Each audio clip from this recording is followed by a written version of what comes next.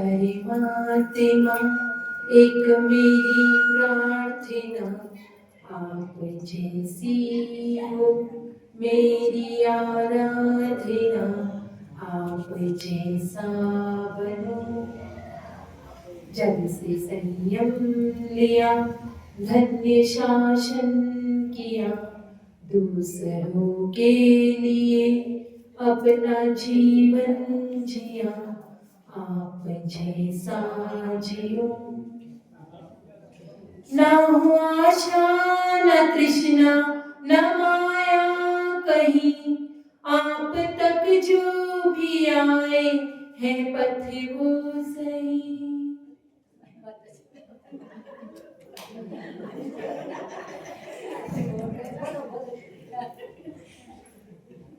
मैं भूल गई इस चक्कर में। युग के आदर्श हैं आप ही तो सदा, आप जग में रहे जग से हो के जुदा, आप जैसा रहो। सुन लो परमात्मा एक मेरी प्रार्थना, आप जैसी हो मेरी आराधना, आप जैसा बनो, आप जैसा रहूं। नमः श्री वर्धमानाय निर्धुक्कलिलात्मने, सालोकानां त्रिलोकानां यद्विद्यादर्पणायते। जो अनंत सिद्ध परमेश्वरी भगवान की, जो परम पूज्य देवादिदेवों श्री कुंतनाथ भगवान की, जो परम पूज्य आचार्य सरस्वती सागर जी गुरुदेव की, परम पूज्य आचार्य सुंदर सागर जी गुरुदेव की, परम पूज्य आरिका स्नेहवती माता जी की, आरिका संघ की, जिमाणी माता की, श्रीमद जैन धर्म की, माता जी की चरणों में वंदना भी करते हुए, माता जी की चरणों में इच्छा भी करते हुए आगम के शब्द को आपके समक्ष रखने का प्रयास करती हूँ। आज हम उस टॉपिक पर बात करेंगे जो कि क्या है, जनरल टॉपिक है और जो अपने आत्म विकास का कारण बनेगा, अपनी उन्नति का कारण बनेगा। तो पहली बात तो ये कि अपने सिद्धांत के अनुसार संसार की रचना किसी ने भी नहीं की है। ये जो संसार है, ये जो सृष्टि है, ये क्या है, अनादि काल से और अनंत काल तक ऐसी की ऐसी बनी रहेगी। जैन धर्म का सिद्धांत किसी ने इसकी रचना की है इस बात को मानता नहीं है। लेकिन फिर भी जो मेरी कहानी है, जो मैं कहानी से शुरुआत करूंगी, वो कहानी एक काल्पनिक है जिसमें सृष्टि के रचयिता की बात लेकर पूरी कहानी कही। वो कहानी के माध्यम से जो हमें जीवन में सीखना है, जो हमें नहीं करना चाहिए और क्या हमें करना चाहिए, वो सीखने हमें मिलेगा। इसीलिए उस कहानी को एक काल्पनिक लेना, ऐसा मत समझना कि मैं ऐसा मानती हूँ या ऐसा अपना सिद्धांत है। ठीक है, उस कहानी को सिर्फ इसलिए ले रहे हैं ताकि जो जरूरी है उसको अपने जीवन में अपनाए और उससे सीखे। तो सीखने के लिए तो कोई भी कहानी मिल जाए, कुछ भी मिल जाए, अगर हमें सीखना है तो हम क्या करेंगे, अच्छी चीजों को ही प्राप्त और ग्रहण करेंगे। और इसी के साथ में देखो, कोई भी लैंग्वेज सीखनी होती है ना, कोई भी भाषा सीखनी होती है तो कहीं से शुरुआत करनी पड़ती है। छोटा बच्चा भी होता है, उसको बोलना सिखाते तो क्या करते हैं, पहले एक अच्छे से स्पीच लिख कर देते हैं, फिर उसको लर्न करवाते हैं और फिर क्या करते हैं कि तू बिना देखे बोलने का ट्राई कर, और अगर अटक गया तो देख लेना, है ना। करते हैं कि नहीं करते ऐसा? तो ऐसा ही आज मैं भी ट्राई कर रही हूँ। मैं आप सबके सामने उस भाषा में क्या हूँ, छोटी बच्ची, है ना। तो मैं उस सीखने को ट्राई कर रही हूँ, तो उसमें कुछ गलती होगी। जिसने मुझे लिख कर दिया है उसने तो सही लिख कर दिया है। किसने? स्वाति भाभी और प्रज्ञा आंटी ने। लेकिन बोल मैं रही हूँ तो गलती हो सकती है, ठीक है। तो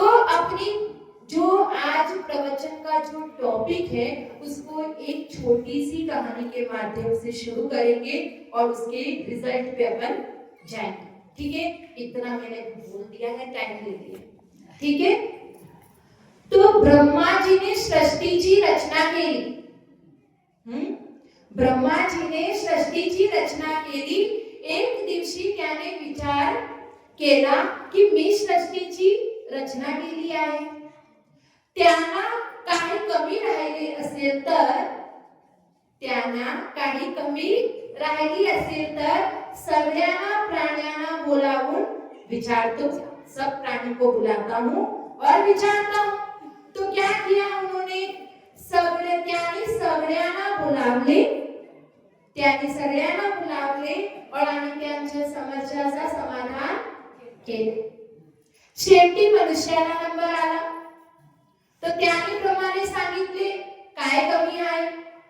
मनुष्य सांगितले, त्या मनुष्याला प्रमाणे मनुष्याला विचारले की काय कमी आहे, तर तेव्हा मनुष्याने सांगितले की मी बुद्धिमान तर आहे, मी काय आहे, बुद्धिमान आहे, मैं बहुत बुद्धिमान हूं, पण तुम्ही काय करा, मला असा बनवा की मला कोणी हडवू शकणार नाही। तर ब्रह्माजी काय केले, तर ब्रह्माने हसून 2 जोड्या मनुष्याला दिल्या। नंतर सांगितले की तुम्ही एक जोडी पुढच्या अडकव और एक जोडी मागे अडकव। तर सांगितले की कोणाला तुझ्या गुणांना दिखते या विशेष चांगले गुण दिखेंगे तो क्या करना, दिखेंगे क्या बोलते हैं आप लोग, दिसेल तर पुढच्या जोडीत टाका और क्या करा, और क्या करना, त्या गुणांना बघत राहा, क्या गुणांना बघत रहा, मतलब उस गुण को देखते रहना। वो ज्यादा हो रहा है क्या, ठीक है, त्या गुणांना बघत रहा और त्याच्याने तुझी बुद्धी वाढेल, उससे क्या होगी, तेरी बुद्धी बढ़ेगी। मात्र स्वतःच्या गुणांना मागच्या जोड़ी टाक, मतलब पीछे की जो जोड़ी है उसमें डालना, तो तेरी बुद्धि क्या होगी, बढ़ेगी। तो मनुष्य ने क्या किया होगा, मनुष्य प्रसन्न होऊन ते जोड़ी घेतली, दोनों जोड़ी को उसने ले लिया, लेकिन एक चतुराई केली। काय चतुराई केली, क्या किया, जोडीला अदला बदली केली। त्या जोड़ी पुढच्या जोड़ीमध्ये काय केले कि विशेष जो खुद के गुण थे उन गुणों को उसमें डाला और दूसरों के जो गुण थे उन्हें पीछे की जोड़ी में डाल दिया। और उस जोड़ी का गोलमाल अदला बदली करने की वजह से क्या परिणाम हुआ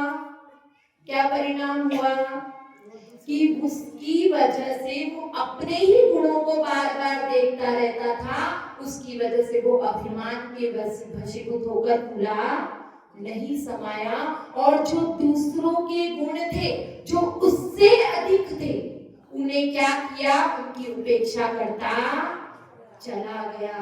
और ऐसा करने से अपनी टॉपिक समझ में आ गया, किस बारे में बात करेंगे। जो सृष्टि के रचयिता ब्रह्मा है उन्होंने 2 सूत्र मनुष्य को प्रदान किए। पहला सूत्र कौन सा, कि खुद की विशेषताओं को महत्व मत दो।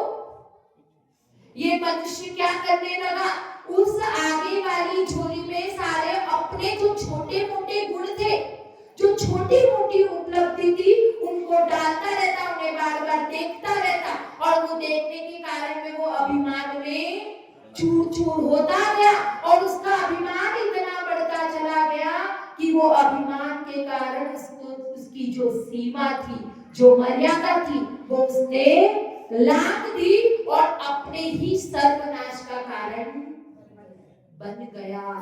तो यहाँ पर यही समझा रहे हैं कि दूसरों के गुणों को महत्व दो, खुद के गुणों को महत्व मत दो। किस बात का हम 8 प्रकार अपने शास्त्रों में आता है कौन कौन सा? ज्ञानम पूजा कुलम जाति बल रिद्धिम बल वृद्धिम तपोवपु।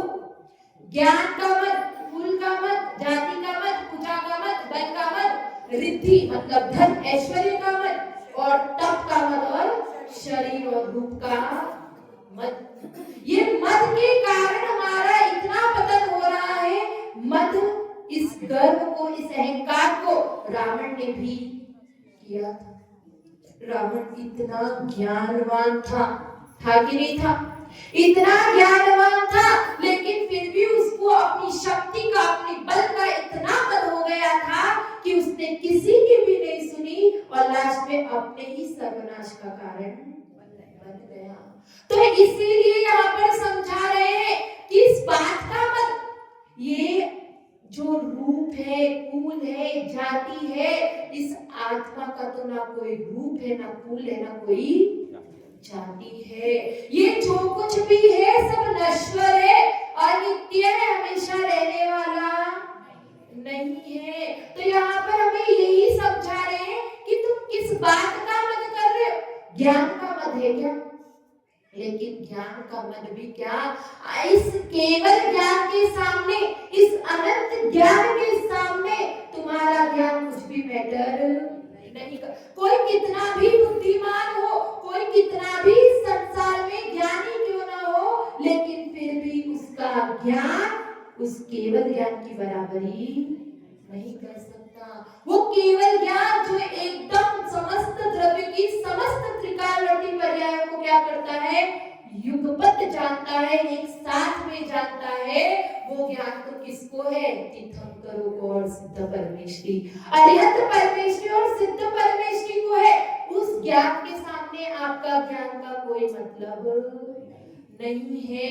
इसीलिए यहाँ पर आचार्य देव हमें समझाने का प्रयास करते हैं कि तुम उस अहंकार की दीवार को तोड़ो, क्योंकि जो ये अहंकार की दीवार है वो ही तुम्हारे तक वो उपदेशों को, वो उद्बोधन को उस आपके अंदर आत्मा तक पहुंचने नहीं देती है। हम सिर्फ अपनी छोटी मोटी उपलब्धि, छोटी मोटी जो हमें विशेषताएं होंगी उसी का गुण गाते रहते हैं, दूसरे में उसको देखने का प्रयास नहीं करते। एक छोटी सी कहानी है। एक बहुत बड़े क्या थे, प्रवचनकार थे, दार्शनिक थे। तो वो हमेशा लोगों को प्रवचन सुनाया करते थे। अब प्रवचन सुनाने से क्या होता था, एक दिन उन्होंने सबको देखा, सबके चेहरे देखे, है ना?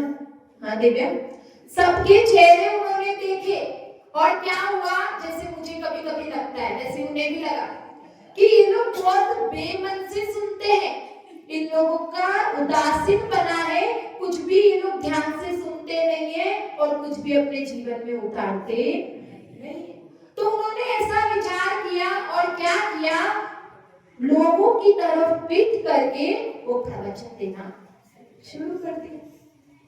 अब प्रवचन देते तो लोग तो पहली बार में से ऐसे कैसे कर रहे हैं, ऐसे विचार आया, लेकिन कौन कहता। अब ऐसे कितने दिन बीत गए, रोज का रोज वो पीठ की तरफ पीठ करते और प्रवचन दीवार की तरफ मुंह करके प्रवचन करते। तो एक दिन लोगों ने उनसे पूछ ही लिया कि आप ऐसा क्यों करते हैं, आप दीवार की तरफ मुंह क्यों करते हैं, कुछ हमसे गलती हो गई क्या? तो वो कहते हैं कि जो सुनने में, क्योंकि आपका जो मन है वो क्या है, दीवार की तरफ हो गया है, और उस दीवार में कोई खिड़की नहीं, कोई दरवाजा नहीं है। मैं उसमें कितना भी उपदेश दूं, कितना भी उद्बोधन दूं, तुम्हारे अंदर आत्मा तक तो वो पहुंचता है ही नहीं, तुम्हारे आचरण में तो वो दिखता ही नहीं है। इसीलिए मैं दीवार की तरफ मुंह करता हूँ, क्योंकि मैंने सुना है दीवारों के भी क्या होते हैं, कान होते हैं, तो वो तो क्या करेंगे, सुन ही लेंगे। और अगर नहीं भी सुने तो क्या है, मैं उपदेश देना नहीं छोड़ूंगा, क्योंकि उपदेश देने से मेरा स्वाध्याय तो होता है, तो मैं उस चीज को क्यों छोड़ूं। तो यहाँ पर कहने का सिर्फ इतना ही बात है, इतना ही अभिप्राय है कि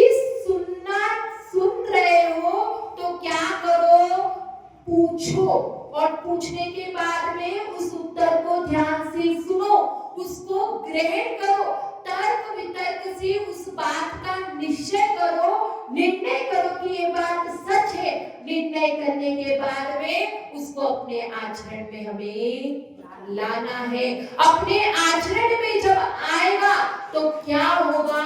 अपनी उन्नति होगी। उसको अपने आचरण में लाना है, क्योंकि धर्मोपदेश कुछ सुनते हैं, कुछ शिक्षाओं को हम सुनते हैं, तो जब तक अपने जीवन में नहीं उतारेंगे तब तक उसका कुछ भी मतलब निकलने वाला नहीं है। उसको अपने अंतर आत्मा तक पहुंचाना है। उसको पहुंचाने के बाद में उसका आचरण में लाना है। आचरण में लाने से ही क्या होगी? मुक्ति मिलेगी। और मुक्ति मिलना ये तो आध्यात्मिक क्षेत्र हुआ। जब अपन व्यवहार दृष्टि में भी देखेंगे तो तभी हमारी उन्नति होगी। अगर अहंकार को साथ में लेकर चलोगे तो व्यवहारिक जीवन में भी उन्नति को प्राप्त नहीं कर पाए। फिर दूसरी बात कही है कि मुझसे बुरा ना कोई। जब आप अपने आप में देखोगे तो उस चीज को, क्योंकि ब्रह्मा जी ने 2 झूली दी थी, एक ने तो क्या करा? चालाकी कर ली। एक ने आगे और एक ने पीछे अपनी विशेषताओं को आगे डाला, दूसरों की विशेषताओं को पीछे डाला। ये सब देखकर एक व्यक्ति और थोड़े बहुत थे, उन्होंने उसका परिणाम देख लिया। क्या देख लिया? कि ऐसे डालने से तो अपना नुकसान ही होता है। हमें तो जैसा ब्रह्मा जी ने कहा है वैसा ही करना चाहिए। उसने समझदारी दिखाई, उसने दूसरों के गुणों को आगे की झोली में डाला और अपने गुणों को पीछे की झोली में डाला। और इससे परिणाम ये निकला कि उसको अपने गुण तो क्या लगने लगे? दूसरों की अपेक्षा एकदम निकले, 0 लगने लगे और दूसरों के गुण से अधिक और प्रभावशाली दिखने लगे। कि एक कहा, इसमें 2 लाइन भी है। क्या है? बुरा जो ढूंढन में चला, बुरा न मिलिया कोई। बुरा जो ढूंढन में चला, बुरा न मिलिया कोई। जो मन देखा आपना, मुझसे बुरा न कोई। तो मैं जब बुरा ढूंढने निकला दूसरों में तो कोई भी मुझे बुरा नहीं मिला, और जब खुद के मन में झांका तो मुझसे बुरा कोई भी नहीं है। तो इस तरह की दृष्टि जब हमारे मन में आती है, दूसरों के गुणों को जब हम अपनाते हैं, उनको महत्व देते हैं कि हाँ ये सही है, जिसमें गुण है उसको अपनाओ, उसको ग्रहण करो, उसकी उपेक्षा मत करो। जब ऐसा करोगे तभी तुम्हारा हमारा क्या होगा? उन्नति का, हमारी उन्नति होगी, आत्म विकास होगा। क्योंकि कहते हैं अहंकार ज्यों ज्यों कम होता जाता है त्यों त्यों अपने अंदर ईश्वरत्व की प्राप्ति होती जाती। जैसे जैसे अहंकार कम होगा वैसे वैसे हम ऊंचे उठेंगे। किसी दूसरे को नीचे गिराने से हम ऊंचे उठने वाले नहीं हैं। तो यहाँ पर यही समझा है कि जो महापुरुष होते हैं, जो सज्जन व्यक्ति होते हैं, वो हमेशा दूसरे के गुणों को ग्रहण करते हैं, उसको महत्व देते हैं और अपने गुणों को क्या करते हैं? कम आंकते हैं, उन्हें छिपा कर रखते हैं। क्योंकि जिस प्रकार से अपने बुराइयों को छिपाया जाता है तो वो क्या है? अपनी बुराई को छिपाना, अपनी बुराई पे पर्दा डालना क्या है? अपना मार्ग अवरुद्ध करता है, अपनी उन्नति के मार्ग में अटकन आता है। और जैसे ही हम दूसरों के गुणों को ग्रहण करने लगते हैं, उनके गुणों को निखारने लगते हैं, तो हमारा वही मार्ग सही हो जाता है और हमारा आत्म विकास होता है। तो जो ऐसे व्यक्ति होते हैं वो दूसरों की शिक्षाओं को ग्रहण करते हैं, दूसरों के उपदेशों को देते हैं और अपने आचरण से क्या करते हैं? अपने उपदेश से, अपने आचरण से वो दूसरों को भी परिवर्तन कर देते हैं। एक छोटी सी कहानी है। एक सम्राट था।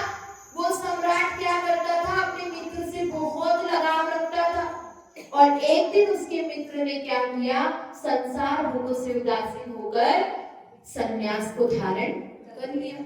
अब वो सन्यास को धारण करके एक कुटिया में रहते। तो सम्राट क्या करता, अपने मित्र के मोह के वशीभूत होकर हमेशा मित्र के पास में जाकर, जब भी याद आती जाकर वहां पर बैठता और कुछ समय बिताकर वापस आता।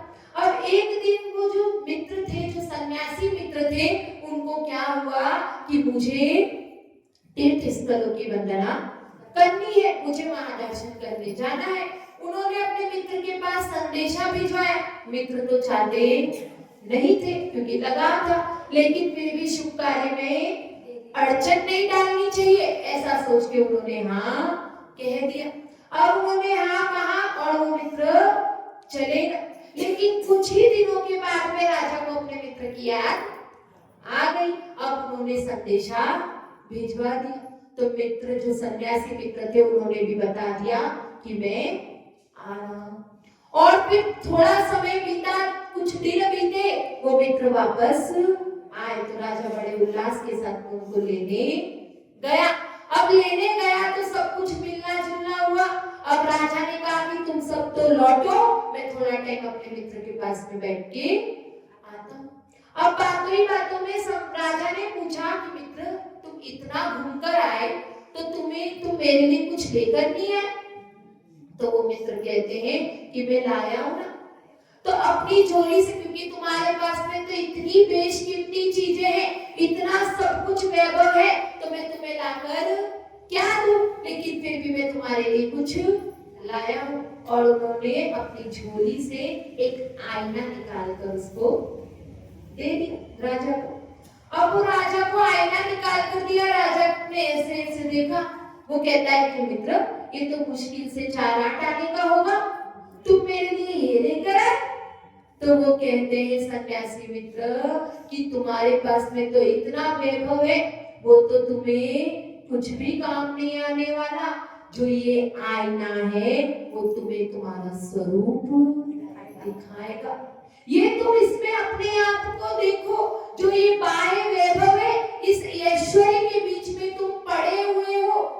तुमने अपना जो नीच का स्वरूप है, नीच का जो वैभव है, उसको तो देखा ही नहीं। तुम इस बाहरी जगत में पड़े हो, इस राज्य महल में, इसी में अपना सुख मांग रहे हो, लेकिन तुम्हारे खुद के अंदर वो अक्षय सुख है, वो अनंत सुख है, जिसे तुम प्राप्त कर लोगे तो तुम्हें इस संसार के सुखों से कुछ भी मिल, इस संसार के दुखों से तुम छूट जाओगे।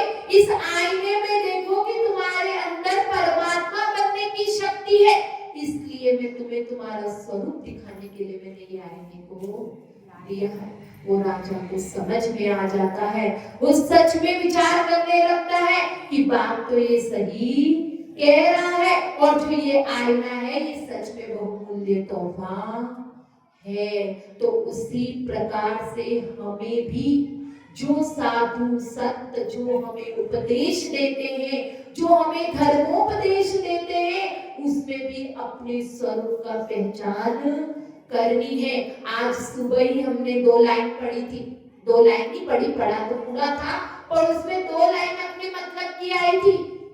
क्या आई थी कि ये मनुष्य जीवन मिला, ये मनुष्य भव मिला, तो क्या हम लौकिक में भी देखते हैं अच्छा क्या है? हम जहां पर हैं वहां से ऊंचा उठना अच्छा है कि नीचे गिरना अच्छा है? हम उन्नति किसको मानते हैं? जो ऊंचा उठा, जिसने कुछ हासिल किया, उसको हम उन्नति मानते हैं। तो उसी प्रकार से ये मनुष्य भव में हम आए, इतना वैभव मिला, इतना सब कुछ मिला। अब यहाँ से अगर हम ऊपर की ओर नहीं जाते हैं, नीचे की ओर जाते हैं, तो हमने यहाँ आकर क्या किया? अपना नुकसान करने के लिए क्या हम इस पर्याय में आए हैं? हम तो वो समझदारी रखनी है कि हम इस पर्याय में आए हैं तो यहाँ से ऊंचा उठे, उसको प्राप्त करें जिसके लिए हमें ये मनुष्य भव मिला है, तभी तो फायदा होगा। नहीं अगर नीचे पतन की ओर चले गए तो फिर अपना नुकसान ही होने वाला है। इसलिए दूसरों की बुराई मत देखो, दूसरों की अच्छाई, दूसरों के गुणों को देखो और उन्हें बार बार देखते हुए अपने जीवन में अपनाने का प्रयास करो, अपने ये छोटी मोटी विशेषताओं को निग्लेक्ट करो, तो अपने आप हम क्या करेंगे, अहंकार हमारा कब होता जाएगा। जबलाची से सुंदर सागर गुरुदेव की परम पुजारिका श्रीमती माता जी की प्रश्न सागर जी महाराज जी से कम टाइम हुआ है ना।